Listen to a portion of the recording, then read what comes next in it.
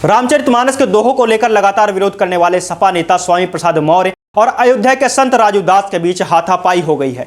यह घटना बुधवार को लखनऊ के एक होटल में हुई, जिसके बाद काफी देर तक होटल में हंगामा होता रहा।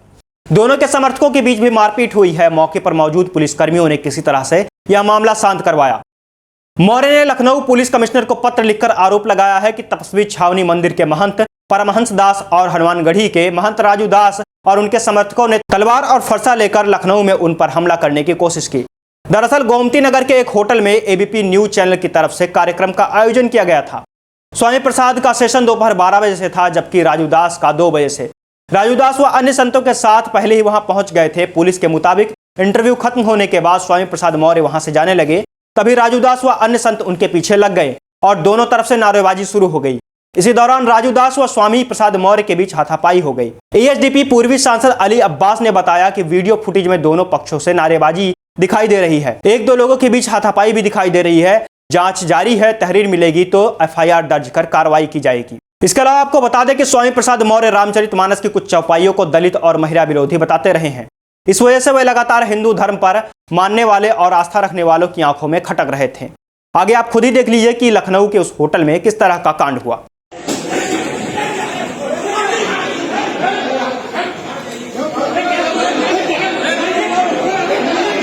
केवल इतना ही नहीं, स्वामी प्रसाद मौर्य ने इस मामले में प्रतिष्ठित न्यूज चैनल की मशहूर पत्रकार और एंकर रूबिका लियाकत पर भी साजिश में शामिल होने का आरोप लगाया है।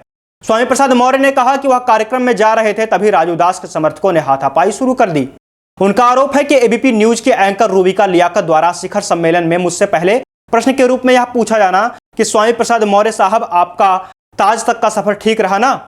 जहां से निकले जहां पहुंचे आपका सफर बढ़िया तो रहा?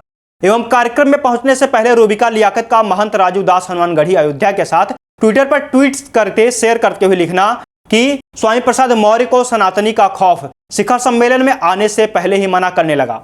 पहले राजू दास वहां से हटाओ, तब मैं कार्यक्रम में आऊंगा। इस तरह की बातों के आधार पर मौर्य ने रूबिका लियाकत पर आरोप लगाया है। इसके अलावा कमिश्नर को लिखे गए पत्र में स्वामी प्रसाद मौर्य ने रूबिका लियाकत के हवाले से कहा कि स्वामी प्रसाद मौर्य जी, आप बीजेपी का विरोध करो, योगी का विरोध करो, संघ का विरोध करो। इसका मतलब यह नहीं है कि आप रामचरितमानस का भी विरोध करेंगे। स्वामी प्रसाद मौर्य का कहना है कि कहीं ना कहीं यह पूर्व नियोजित षड्यंत्र है, जिसमें एंकर रूबिका लियाकत की भूमिका भी संदिग्ध है। इस दुनिया में चैनल बहुत ही प्रतिष्ठित न्यूज प्रतिष्ठान होते हैं, इससे इस प्रकार की साजिश की उम्मीद नहीं की जा सकती है। फिर भी ऐसा हुआ, जो कि बहुत ही दुखद है। ऐसा स्वामी प्रसाद मौर्य का पुलिस कमिश्नर को दिए गए ज्ञापन में कहा गया है। उन्होंने कहा कि चैनल के मंच पर भी हमने कहा था कि रामचरितमानस की उन चौपाइयों से आपत्ति है जिसमें महिला एवं दलित का अपमान करने वाली बात लिखी गई है। अन्य चौपाइयों का स्वागत करते हैं।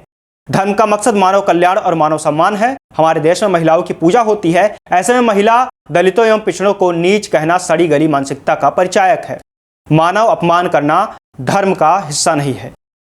वहीं हनुमानगढ़ी के पुजारी राजू दास का आरोप है कि वह कार्यक्रम से लौट रहे थे, तभी स्वामी प्रसाद मौर्य ने उन्हें भगवा आतंकवादी कहा, उनके समर्थकों से मारपीट की, उनके खिलाफ समाज में नफरत फैलाने और समाज को बांटने की साजिश करने का आरोप लगाते हुए रिपोर्ट दर्ज की जाएगी। ये लोग दंगा फैलाना चाहते हैं, लेकिन इससे किसी भी कीमत पर नहीं होने दिया जाएगा।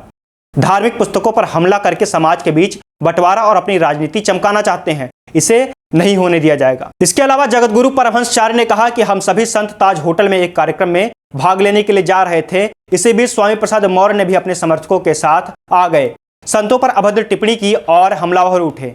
उन्होंने कहा कि एक तो स्वामी प्रसाद मौर्य रामचरितमानस की प्रतियां जलाते हैं, दूसरे संतों पर जानलेवा हमला करते हैं, उन पर तत्काल रासुका लगाना जाना चाहिए।